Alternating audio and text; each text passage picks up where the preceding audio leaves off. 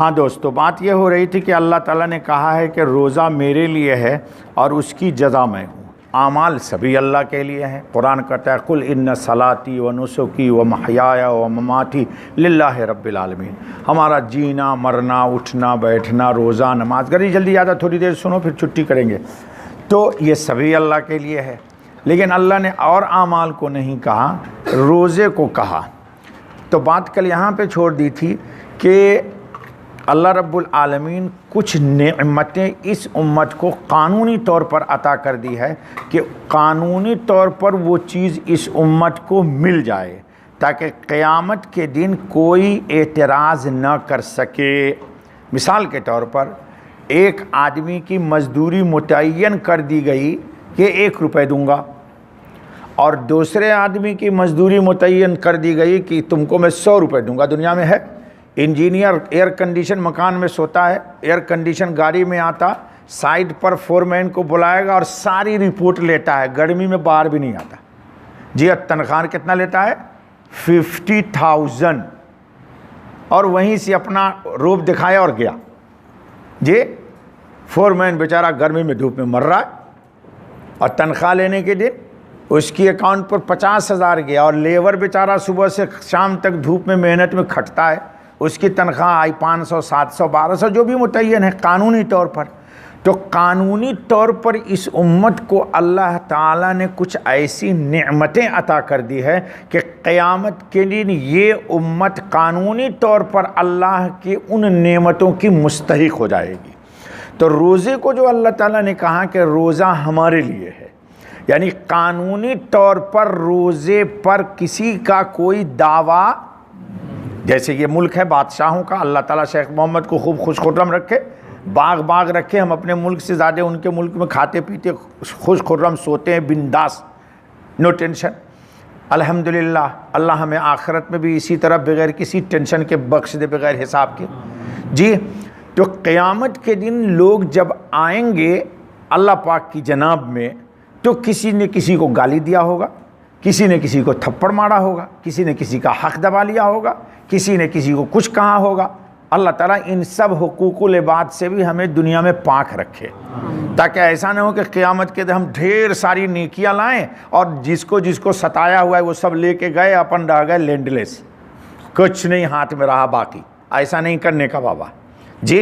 नेकी करो अल्हम्दुलिल्लाह, और नेकी को बचा भी लो।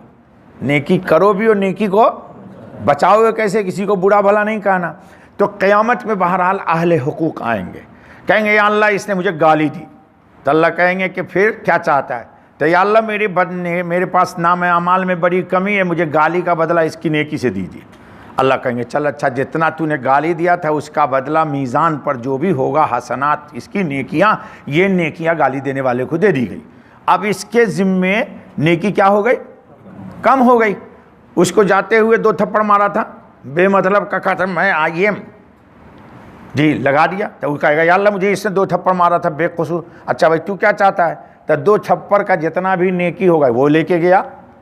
किसी को सताया, किसी को, और ऐसा भी होगा कि किसी की गीबत की हुई है तो गीबत वाले भी आएंगे। गरज ये कि जो आएगा, अब इसका नमाज है, इसका हज है, इसका ज़कात है, इसकी खैरात है, इसकी तहज्जुद है, इसकी अव्वाबीन है, इसकी इशराक है, इसकी चाश्त है, इसके ज़िक्र है, इसके कुरान की तिलावत है, एवरीथिंग जितनी नेकियां हैं वो सब अहले हुकूक के हक़ के बदले इसके नाम आमाल से जो जिनका इनके ऊपर हक़ होगा उनके नाम आमाल में।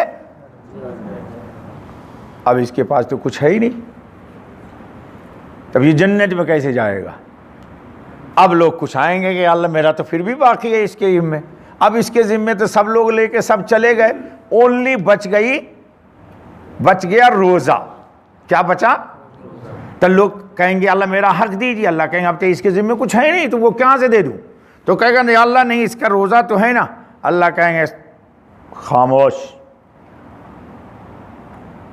भाई यहाँ भी देखिए आप, या किसी भी मुल्क में देखिए, यहाँ की बल्दिया में जाइए कि हमको ज़मीन लेना है, तो सारी ज़मीन जो बल्दिया है यहाँ की वो लोगों को एलाट करेगी, लेकिन बादशाह ने, यहाँ के हाकिम ने जो जगह अपने लिए एलाट किया है, क्या कोई मिनिस्टर की जुर्अत है कि उस सरजमीन को किसी को एलाट कर दे? क्यों? वो सरकारी जायदाद है, शाही जायदाद है, उस पे मिनिस्टर को हक नहीं है कि किसी को दे दे और कोई निगाह भी उठा सके। जी, आप पूरी दुनिया के होटलों में ठहर सकते हैं, आज जाइए कि मेरे पास बहुत पैसा है, मैं साहब आपके महल में ठहरना चाहता हूँ, इतने जूते लगेंगे ना कि महल का ख्वाब दिमाग से निकल आएगा आपके। जरा जाके ट्राई कीजिए, यू विल ट्राई टुडे कि मैं आज आपके महल में ठहरना चाहता हूँ, इजाज़त ही नहीं होगी, परमिशन ही नहीं मिलेगी। अल्लाह कहेंगे खबरदार, रोज़ा मेरे लिए है, ये कोई मखलूक क्लेम करके इस बंदे पे ले नहीं सकता है। तो सब कुछ सब लेके चले गए, बच क्या गया? रोज़ा बच गया।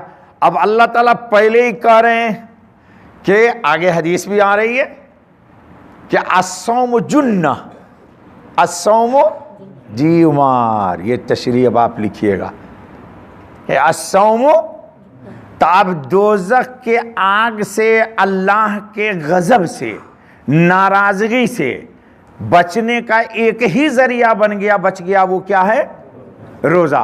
रोज़ा की बदौलत, और अल्लाह ताला ने एक बात और भी कह दिया, हज़रत ख़ातमुन नबीय्यीन अलैहिस्सलातु वस्सलाम ने बशारत दे दी कि जन्नत के 8 दरवाजे, एक दरवाजे का नाम ही है रैयान। क्या नाम है? रैयान। अल्लाह कहेंगे जितने रोजेदार हो सब इस रैयान से चले जाओ। अब भले इसके जिम्मे किसी का हक है नहीं है, उससे कोई मतलब नहीं, उससे शायद आप एक इतराज करोगे तो मैं उसका जवाब दे देता हूं आपको। ये चला जाएगा कहां? कहां चला गया? आप शायद एतराज करोगे मौलवी साहब एक आदमी का हक इसके जिम्मे बाकी है और दिया नहीं और ये जा रहा है जन्नत में। हाँ, चला जाएगा। अल्लाह ताला अहले हुकूक को, जो इसके जिम्मे हक बाकी होगा, अपने खजाने रहमत से उसका हक उस बंदी की तरफ से अदा कर देंगे, लेकिन रोजा का सवाब नहीं देंगे। तो अल्लाह ने फरमा दिया कानूनी तौर पर कि रोजा जो है, इस पर ये मेरी प्रॉपर्टी है, इस पर कोई बंदा क्लेम नहीं कर सकता है।